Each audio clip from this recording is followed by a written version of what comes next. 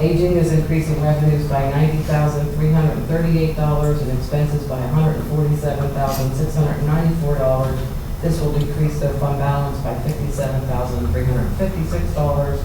And Conservation District, we are correcting an error that happened within the database. It didn't transfer over into the final document. So they're increasing their revenues by $75,300 and expenses by $71,200. Any questions for Dana? Yeah, Dana, for the aging, what's the cause of the increase in expenses? It's adjusting it to the state budgets. Do you have any additional information? I have. It's a normal, when we do the fiscal budgets, they don't have their state numbers yet, and so there's normal adjustments throughout the year. It's abnormal. Yes. Any other questions for Dana? Thank you, Dana. Item number 4, Charles Hall, discussion of resolution 2016-9 regarding authorizing the return of the technical services unit vehicle to Lower Allen Township. Good morning. Back in May of 2010, Lower Allen Township Police Department gave a 2000 Ford ambulance to the coroner's office. And there was a verbal understanding at that point that the previous coroner would buy some equipment for Lower Allen Police Department in exchange for the vehicle. Well, unfortunately, he never did buy the equipment. And there was also a verbal understanding that if we were ever done with it, they would like to have it back. We retired the vehicle from my office in August when we bought our other new vehicle. And rightfully so, I think we should get back to Lower Allen. Any questions, discussion? The only thing I'd say is I know we had basically reconstituted an agreement, to make this official. So you're acknowledging that the agreement, there wasn't an agreement lost, it was just done verbally at the time. That's my understanding. That was your predecessor, right?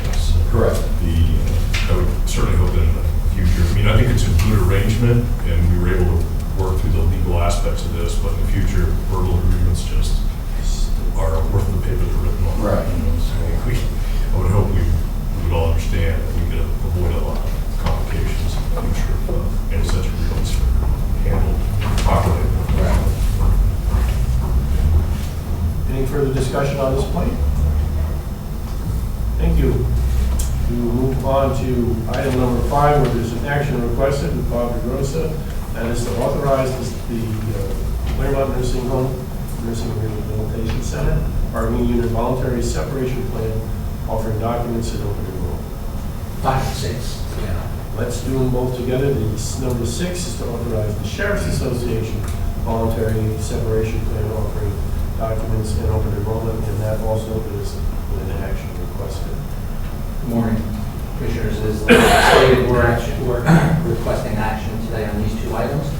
As part of bargaining units that were agreed to last year, there was a provision that a voluntary separation plan would be offered. The voluntary separation plans are very similar in structure to the prior VSPs that we had. Action today will authorize for both units the separation plan offering documents and the open enrollment, which is a 90-day open enrollment period. This does not in any way permit or obligate the county to do anything unless after the end of the 90-day waiting period and a 7-day revocation period, all the parameters have been met for necessary for plan approval. That would be scheduled for the Commissioner meeting of June 6th. That a final decision would be made whether the county would move forward based on the law. And then it's June 6, 2016. Solicitor Brenneman, you have reviewed these documents. Yes. And taking action on them combined is okay. I would prefer that you do them separately. Okay. Anything else, Bob? No, I had meant separately. I just wanted to talk about it. Yeah, no.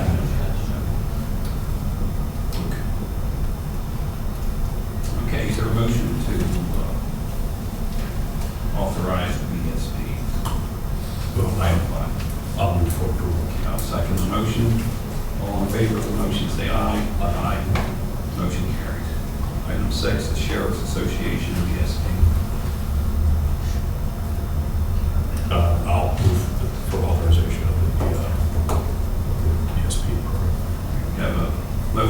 second it. All in favor of the motion, say aye. Aye. Motion carries. All right, let's move on to item number 7 on call of Kate Molinaro. The discussion of 2016 annual action plan submission, community development block grant, and home investment partnerships fund. Good morning. In October 2015, the Commissioners approved an estimated community development block grant budget of $1,043,000 and home investment partnership budget of $359,500. I'm happy to report that the county will receive $1,088,198 in CDBG, which is a $45,198 increase over estimated amounts, and $400,329 in home funds, which is a $40,829 increase for the program in 2016. This increase is less than the 15% threshold, which would require additional citizen participation elements. So this plan was previously on display for 30 days, and we've received no public comment. So the budget before you reflects the final recommended budget. And so we are recommending that the Commissioners approve this submission of the 2016 CDBG and home annual plan. Okay. Are there any questions or comments from Kate? Thank you, Katie. Thank you. Let's move on to contracts and grants with Sandy. Thank you, Larry. Good morning, everyone. We'll begin this morning by having Wendy Schaefer discuss the cooperative grant agreement, the Central Pennsylvania Food Bank agreement, and the Mechanicsburg Area School District Peace Agreement for Aging and Community Services. Wendy, thank you, Sandy. Aging and Community Services is asking for your approval on 3 agreements today. The first item on the agenda is the PA Department of Aging Grant Agreement Renewal. This grant typically is written for a 5-year term, with the current grant expiring on June 30th, 2016. The money received from this grant will be utilized to provide federal and state funding for aging services beginning July 1, 2016 through June 30, 2021. The actual funding for each fiscal year under the grant will be identified by an annual APD that will come out in the future prior to each fiscal year. Second item on the agenda is an agreement with the Central Pennsylvania Food Bank. Funding for this award is provided through the PA Department of Agriculture and will allow Central PA Food Bank to purchase food totaling $130,000 that will be distributed through Cumberland County Food Banks. The agreement this year was delayed due to the budget impasse. It is a 15-16 agreement. And the last and third item on the agenda is a lease between Cumberland County and the Mechanicsburg School District. The lease will allow our office to use the building and grounds for a 2016 Senior Games, which is scheduled to take place on Wednesday, July 13th, 2016. The rental cost for the use of the building and the grounds at Mechanicsburg is $70 total for the day. More information will be forthcoming on this event, and I will answer any questions about any of the 3. Wendy, on the first one, the grant, is there a range of funding? I know it says to be determined, but it's based on past practice.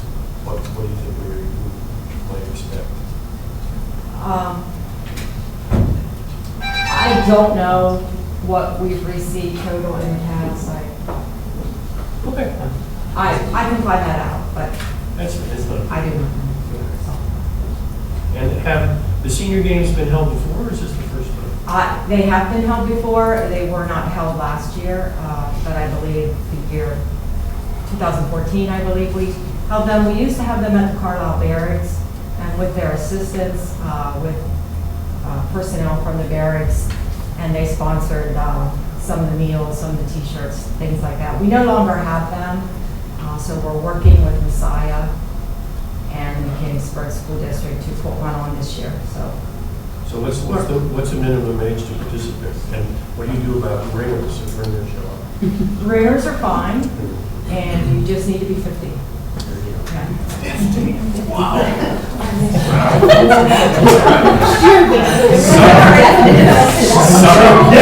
Sign me up. When is it? Is it after July? Thank you, Wendy.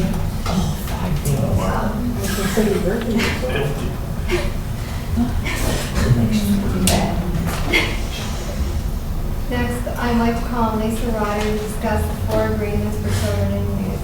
Lisa? Good morning, Commissioners. I'm here to ask for approval of 4 agreements for fiscal year 15-16.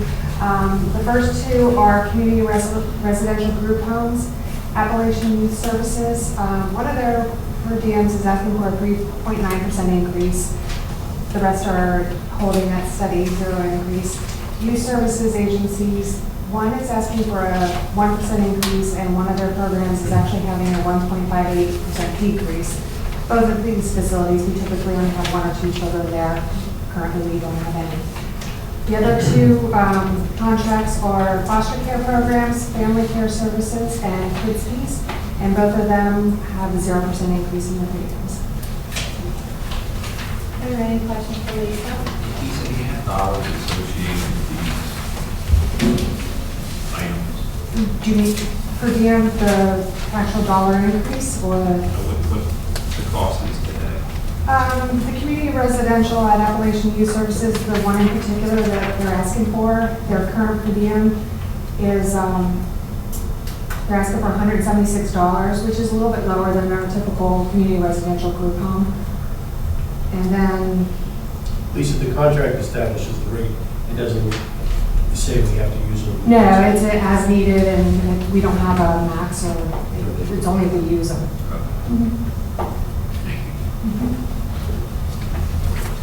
Thank you, Lisa. Next, I'd like to call on Dana Best to discuss the addendum to the agreement between CNRC and Sodexo Operation LLC. Dana? This is a 3-month extension on the current contract for Sodexo, and it is at the same monthly rate of $47,139.93, and it will expire on June 30th. Anyone have any questions for Dana? Any complaints about the administration of the contract that we're aware of? Not that I'm aware of. Thank you, Dana. Next, Jack Carroll will be discussing the agreement between Cumberland Perry Drug and Alcohol Commission and United Methodist Home for Children Residential Care. Thanks, Jack. Thank you, Cindy. Good morning. This agreement would allow us to serve as a trainer or a fidelity observer for United Methodist. One of the programs that they offer is called Strengthening Families. It's an evidence-based training program for parents and their middle school children. They have some grant funding from PCCD to carry this out, but they needed additional trainers. And our agency's prevention unit has a couple of our staff qualified and certified as trainers. So it will allow them to reimburse our staff to serve either in the trainer role or, because it's an evidence-based program, they also have to have arrangements for somebody to observe that the program is being implemented with fidelity. So that's the point of the fidelity observer role. Are there any questions for Jack? The standards for those positions are set by. The standards for the trainer, and it's set by the creator of Strengthening Families program. So there is an established protocol. And that's part of what gets reviewed in the program, gets determined to be evidence-based. So Jack, if one of your people work 5 hours on this, who gets paid? Who's the The check? agency gets paid, and we would pay the employee as we always do. This is a source of revenue for our agency. Any other questions? Thank you, Jack. Next, I'll call on Eric Radovich to discuss the submission of grant application to the U.S. Department of Justice regarding the Rapid DNA Initiative, and he would like action requested today. Eric? Hi, good morning, Commissioners. This is a $400,000 unmatched grant being submitted to the United States Department of Justice to develop rapid DNA technology for the laboratory. And I had to today. It was my fault that it was on the agenda correctly, because it's due tomorrow. So that's what's going. Are there any questions for I Mary? think we were aware of this coming. Okay. So we need action. We need action, yes. There's a- And there's no match. This is No match. Right, this is money. I'll move for approval of the grant application submission. Okay, I'll second the motion. All in favor of the motion, say aye. Aye. Motion carries. Mary. Thank you. Next, John Locke will be joining us via video teleconferencing to discuss the two agreements for facilities management. John?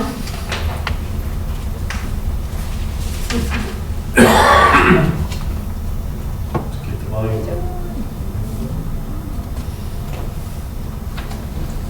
John, can you hear me? John, you might need to turn your microphone on. You can disable it like the camera.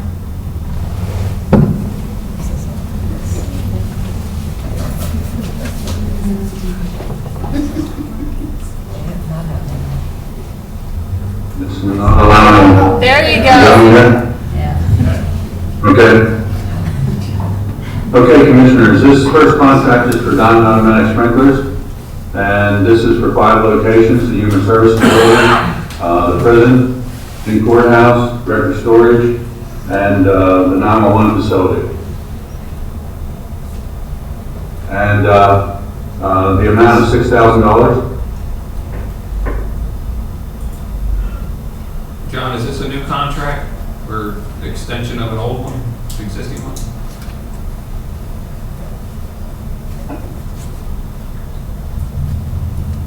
I guess you John. can't hear us. Now he can turn his thing off again.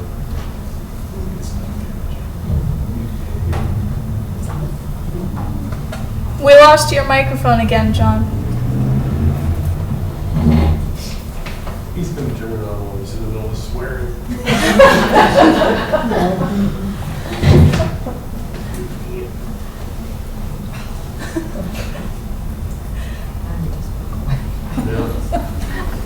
No, we still can't hear you.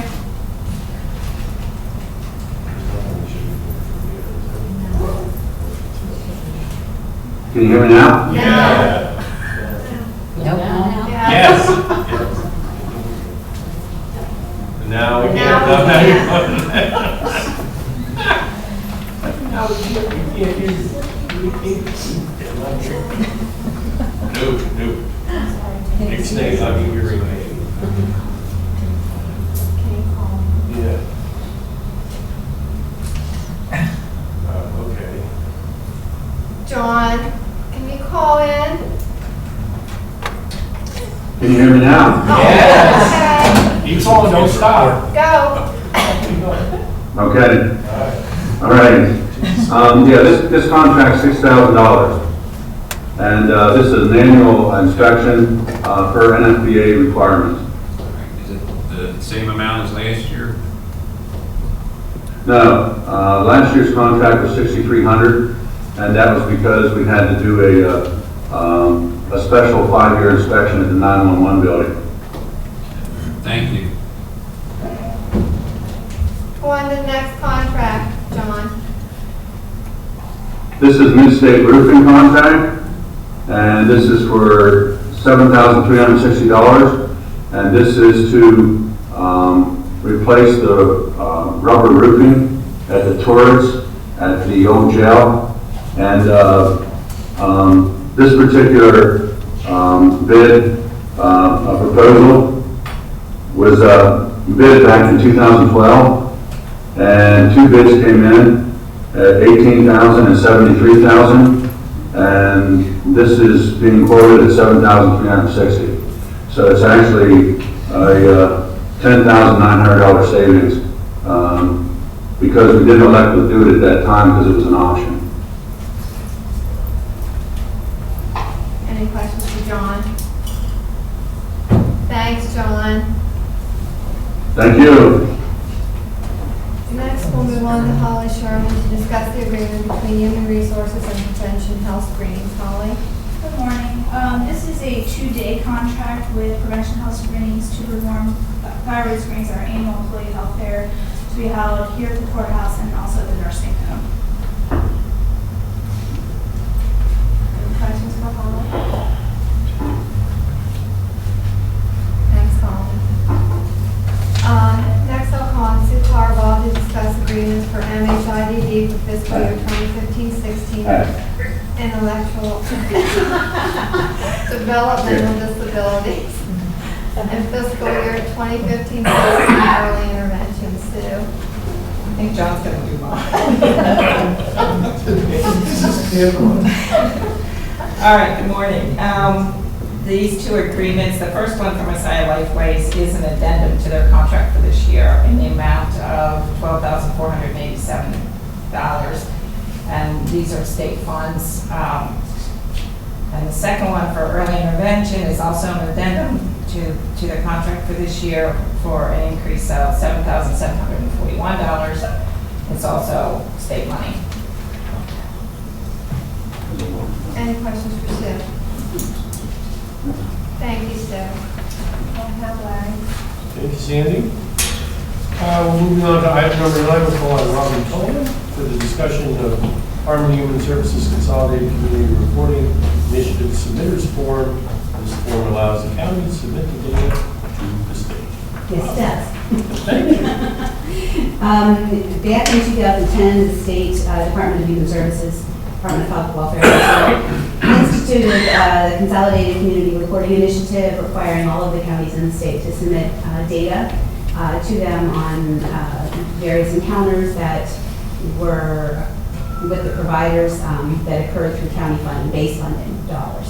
So basically, this is just a form asking for the commissioner's approval and agreement to submit that information to the state.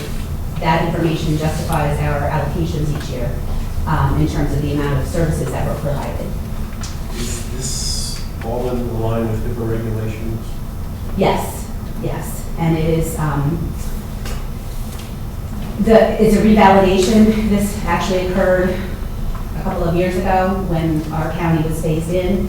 And then we found out last year that everyone had to revalidate 5 years from the original date instead of 5 years from our initial date. So that's why it's occurring this time. And there were a number of other, I think, CCRI things that came before the commissioners earlier last month or so. Great. Any comments or questions for Robin? Thank you, Robin. Thank you. Oh, John again. Is John there? Did John know he was coming back for me? Let's jump over to, there he is, John. John, you're up. Item number 10, discussion to change authorization for Pennsylvania Department of Transportation inspection station. Yes, Commissioners. This is for the garage, and this is because of the consolidation between Transit Authority and Cumberland County.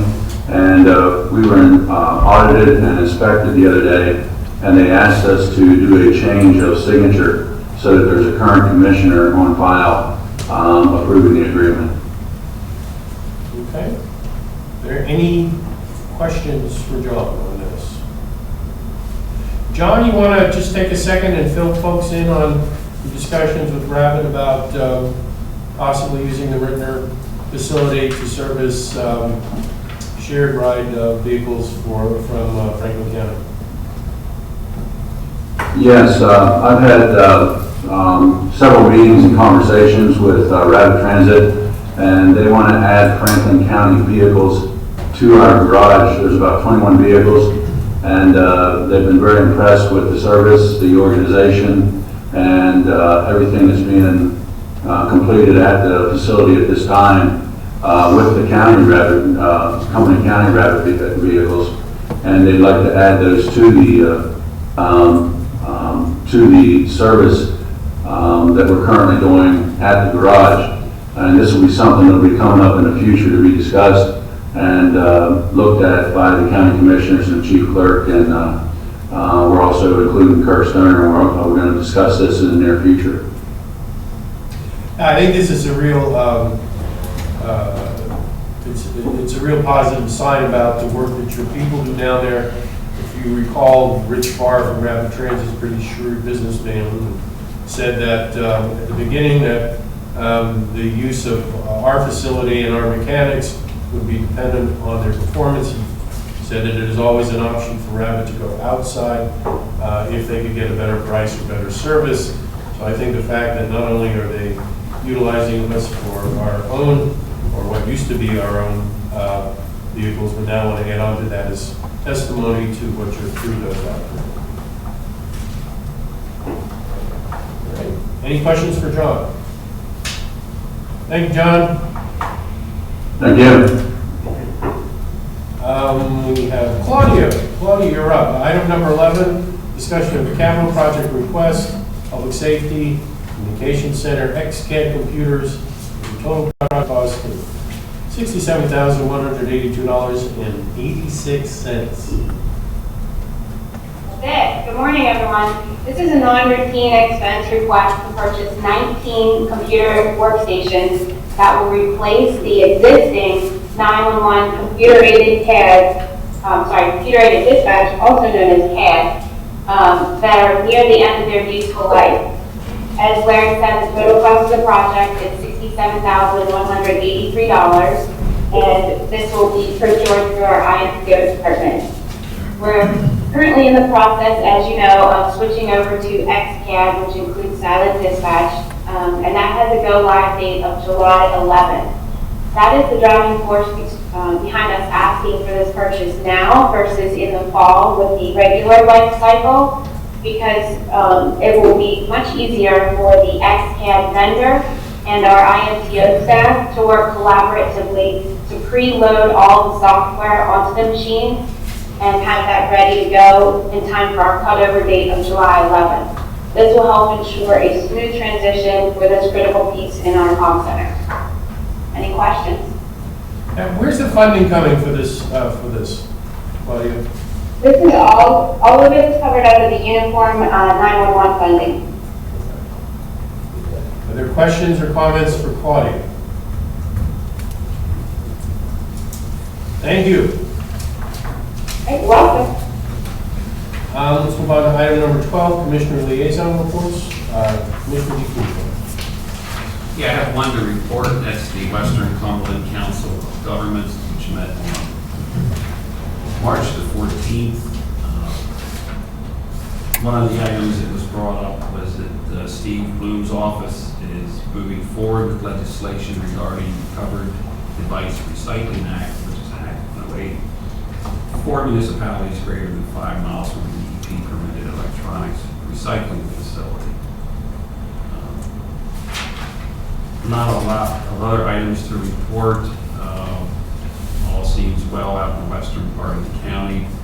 If anyone knows of anyone who is a zoning officer or looking to be a zoning officer, Dickinson Township presently has an opening available.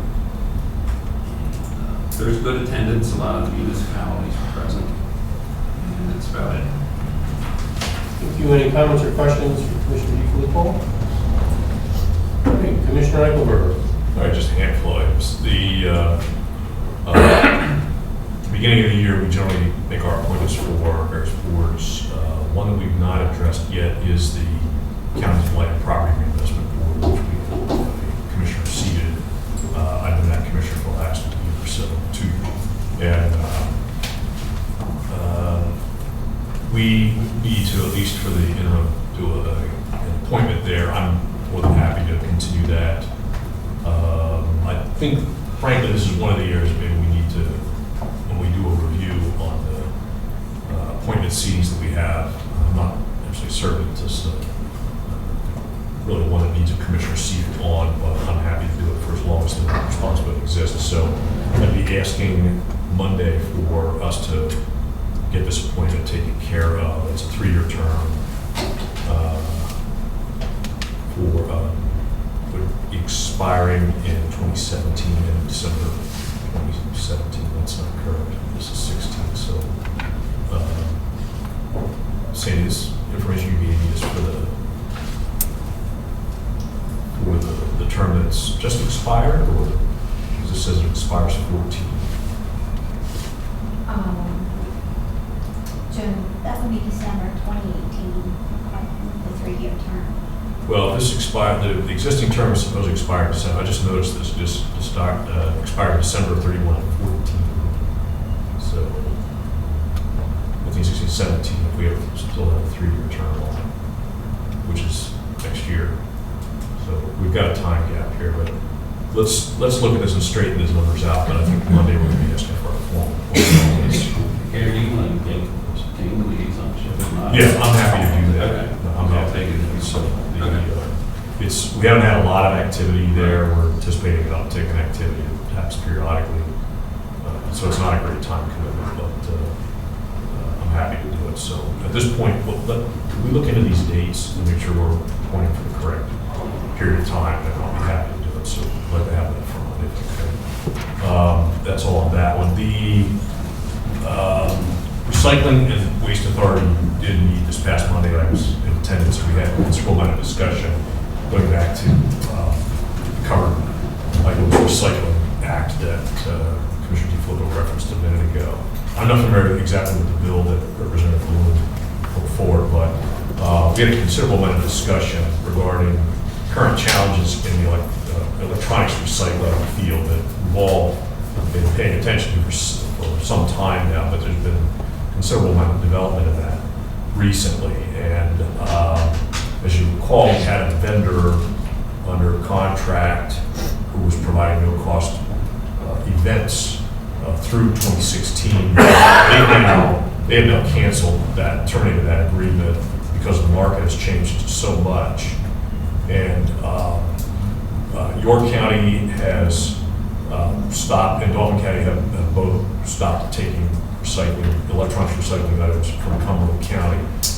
And we are beginning to get anecdotal evidence of illegal consumer dumping of electronics because there simply is no other existing outlet. They're banned from the landfills because of hazardous materials, so trash haulers won't take old televisions and CRT screens. So we're seeing this upgrade cycle going on, in which a lot of folks are buying new flat screens, and there's no place to get rid of the old. We had some discussion on this previously. So what's going on now, I'll give you a quick summary, is Justin's attended a recent hearing, which is last week, of the Joint Legislative Air and Water Pollution Control and Conservation Committee in Harrisburg because of the increased urgency of this issue. So in a nutshell, TV recycling has come to a complete standstill in this county. York County's taking their own people's, Dauphin County's taking their own folks' items for now. We do not have an outlet, and we're getting a lot of calls about it, and we have very little, as a county, very little offer our citizens right now in terms of an answer, what they can do with these. And if that situation continues, we all realize we're going to see a constant increase in the amount of illegal dumping taking place. We want to avoid that because these do contain hazardous materials, not to mention just the substance involved and initiating a public dump. So the situation right now is that we are trying to, along with other counties, are trying to focus attention on the fact that the current electronics recycling law simply isn't working. Best Buy also recently announced that they're not going to be taking electronic items. So Pennsylvania as a whole is moving into essentially a crisis state when it comes to electronics recycling. We need a legislative fix, and we need a system to provide for this. One of the things that was discussed Monday is the idea that Cumberland County perhaps could provide some type of facility. We do have an interested vendor who would be willing to do electronics collections, but they simply can't bear the entire cost of it. So at this point, we're looking at possibilities for the county perhaps to partner with that vendor and provide some facilities to reduce the costs there. They have a proposal in hand, some discussion taking place. So I believe the Chief Clerk, COO, has already been in touch with Justin to discuss some options. I have a copy of the proposal from the vendor. If any of the commissioners would like to see it, you probably need a copy of this if Justin hasn't given it to you already. provide at least a stopgap option for us on this issue until legislative solution is forthcoming. So I'll turn this over to you. I'll make a copy for myself and something like a copy for you. I know you're interested in this. So we're going to be hearing a lot more about this, but it would be an opportunity for Cumberland County to be proactive, at least on our own front, in providing an option to our citizens.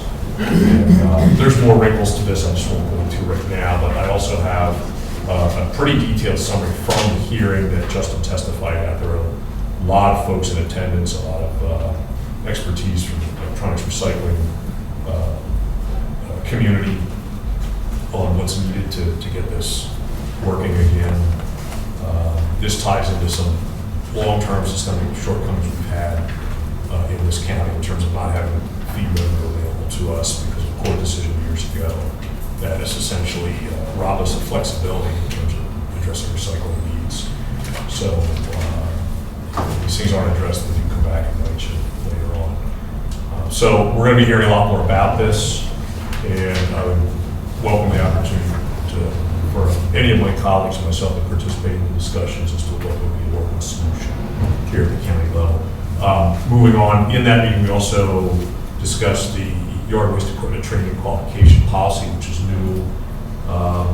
We're all familiar with the yard waste equipment that the county maintains through the authority for lending out to municipalities. We're fine-tuning that arrangement so that damage perhaps that's done to equipment is minimized, and we have recourse for anything that is likely to happen in the course of events. Things do happen when you're dealing with equipment. So that's been addressed. And we also reviewed some of the event sponsorship and public education materials for our upcoming hazardous waste materials, household hazardous waste material collection events that's coming up in the fall. County Communications Department was very helpful in drafting some of these materials. I want to thank them for their work. Very, very nicely done. That will certainly help us promote those events and make them successful events going forward. I think that covers all the agenda items from that. Last thing simply was a quick update. We had a board meeting this week of the advisory council for MHID. We heard an interesting presentation in regards to the work conducted by our social work team in early intervention. We're seeing that diagnosing and addressing childhood special needs in our community. Just an interesting presentation on the mechanics of how that system works.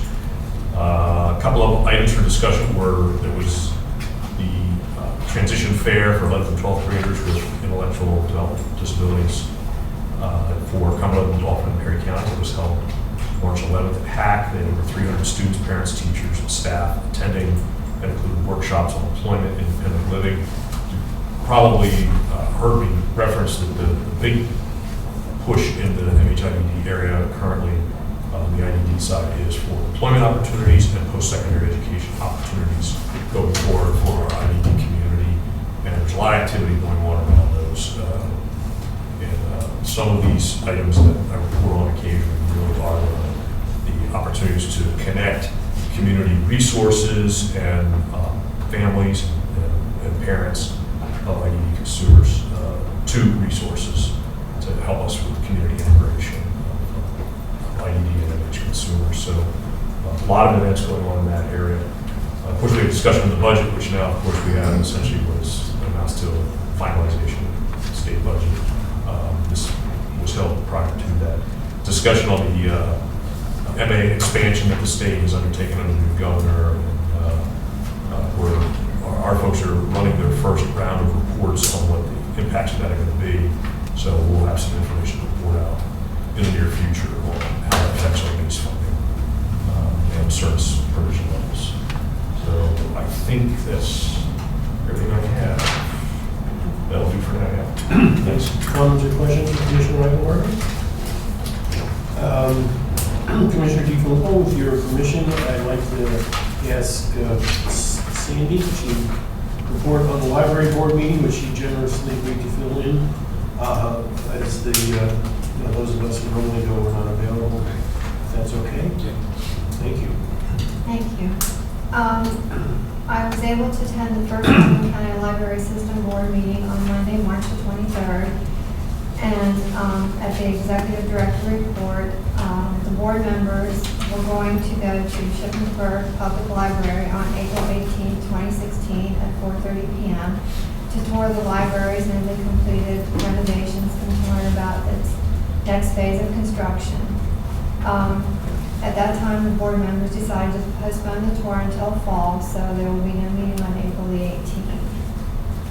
And that was due to Janelle not being available.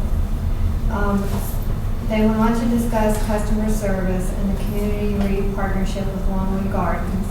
The library system has joined forces with Longwood Gardens and the Appalachian Trail Museum to offer a spring community READ program. It's designed to encourage people to read the same book and then discuss a topic or an idea from the book. Book discussions and events are being held at member libraries in March and April, and program attendees will have the opportunity to win general admission tickets to Longwood Gardens at each library. Library Council meeting will meet on Tuesday, April the 24th, 2016 at 5:30 p.m. at Bretner, and this will be one of 2 meetings held. The annual legislative breakfast will be held Friday, May 20th, 2016 at 7:30 a.m. at Boston Memorial Library. They also discussed the Comcast RFP response. The recommendation was made to approve signing contract with Comcast for internet and wide area network services beginning July 2016 at a no cost to exceed current wide area network internet services annual costs, and that was approved. Trustees system orientation for new library board members to the library system, including its services and funding, will be held Tuesday, May 24, 2016 at 5:30 p.m. at the Cumberland County Library Service Office. They also, at the meeting, reviewed and discussed the 2015 outcome and statistics ranging from website statistics showing a 1% growth, technical services with catalogs and processing showing a 46% decrease in turnaround time, and training services showing a 79% growth. Star services for homebound customers, there was a 1% decline. Large print books was an 88% decline, and audio recordings was a 90% decline. There was an increase in library cards of 9%, and library visits was 1% decline. Library circulation, system-wide circulation, they have a 5% decrease. E-books was 21% increase. E-audios was 35% increase. Number of programs increased was 8%, and attendance to the library was increased 12% overall. They had discussed several policy changes. There were changes to the STAR homebound services, which includes adults or institutions who are eligible for STAR homebound services. They may be issued a STAR digital service only library card to borrow digital materials and use library website services. There was also changes in placing requests for library materials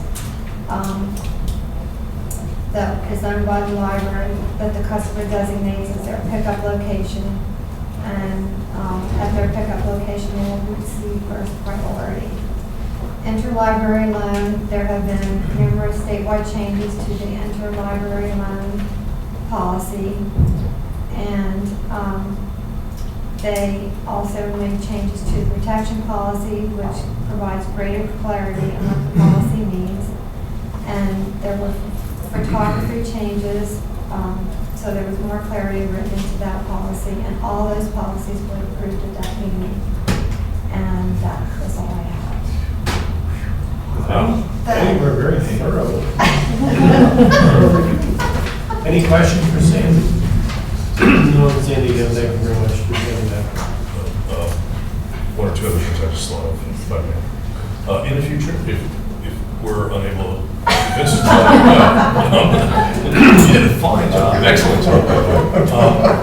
I was the liaison for 12 years, and I'd be happy to fill it in. I know we don't have official alternates. The assumption is that they want to see you again.